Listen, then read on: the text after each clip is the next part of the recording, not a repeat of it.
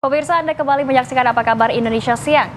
Hari pertama sekolah, beberapa sekolah dasar dan sekolah menengah pertama di Kecamatan Tempe, Kabupaten Wajo masih dikepung banjir setinggi 1 meter. Dengan menggunakan perahu, para murid tersebut tetap ke sekolah, pemirsa.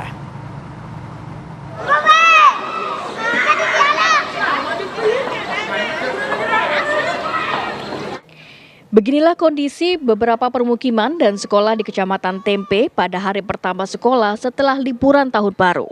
Seperti di Sekolah Dasar Negeri 17 Laelo dan SMP Satap 7 dan juga beberapa sekolah dasar lainnya yang ada di Kelurahan Laelo dan Salomen Ralen. Dengan menggunakan perahu, para murid tetap semangat mendayung perahu berangkat ke sekolah. Sebagian di antara murid juga diantar oleh orang tuanya. Lambatnya banjir surut saat banjir yang melanda sebagian wilayah Kabupaten Wajo sejak pertengahan Desember tahun lalu menyebabkan ketinggian air di beberapa permukiman masih berkisar 1 meter. Sebagian warga masih mengandalkan perahu untuk keluar masuk permukiman, termasuk para murid dan juga para guru untuk ke sekolah. Kami ini dari pihak sekolah tetap bersekolah dan tidak ada kendala tentang banjir ini. Adapun tentang banjir ini kurang lebih 2 meter, tetapi alhamdulillah 2 minggu ini sudah surut sekitar 1 meter. Walau banjir lambat surut, agar proses belajar mengajar tetap berjalan, pihak sekolah tidak meliburkan para muridnya. Dari Kabupaten Wajo, Sulawesi Selatan, Puang Hendra Sutomo, TV One mengabarkan.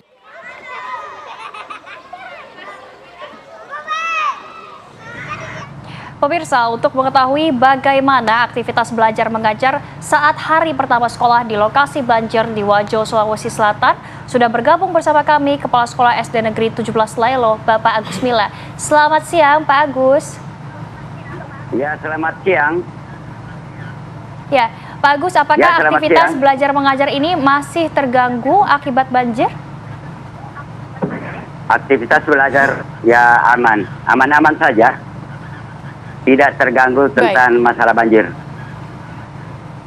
Baik, Pak Agus, kalau kami melihat dari video, tampak sekolah ini memang dibangun tinggi begitu ya? Ada panggungnya. Apakah ini memang banjir sering terjadi, Pak, atau seperti apa? Ya, sering terjadi banjir di daerah kami, terutama di Kecamatan Tempe dan sekitarnya.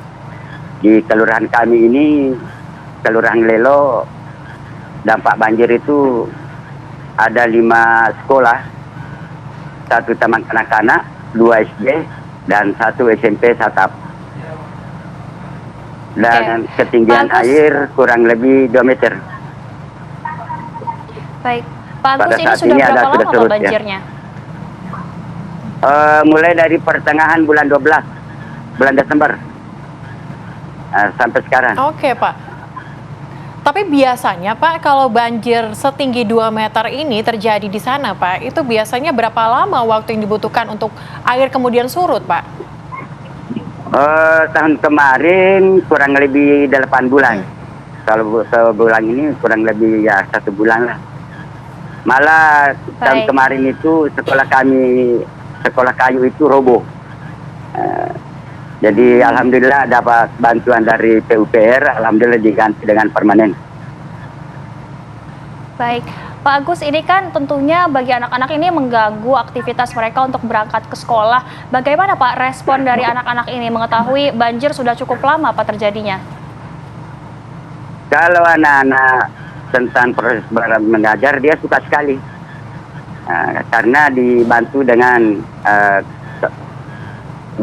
orang tuanya, diantar ke sekolah tiap hari. Pokoknya tiap hari diantar ke sekolah.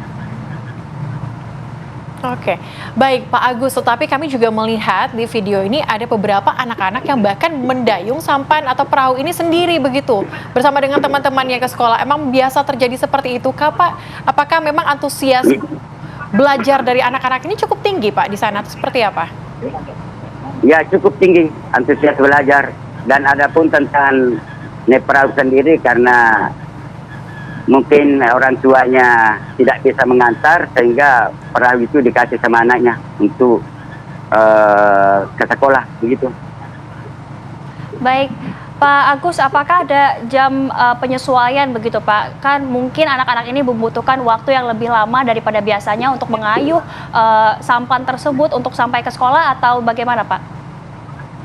Tetap jam pelajaran 7.30. Alhamdulillah biasa tidak pernah itu terjadi terlambat. Karena proses belajar mengajar jam 7.30 sampai selesai.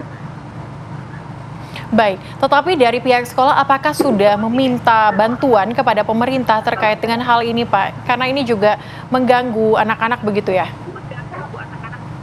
Ya, alhamdulillah pemerintah setempat kadang dikasih bantuan bantuan perahu jadi dari PPDB-nya dan bantuan pakaian, buku dan lain-lain sebagainya.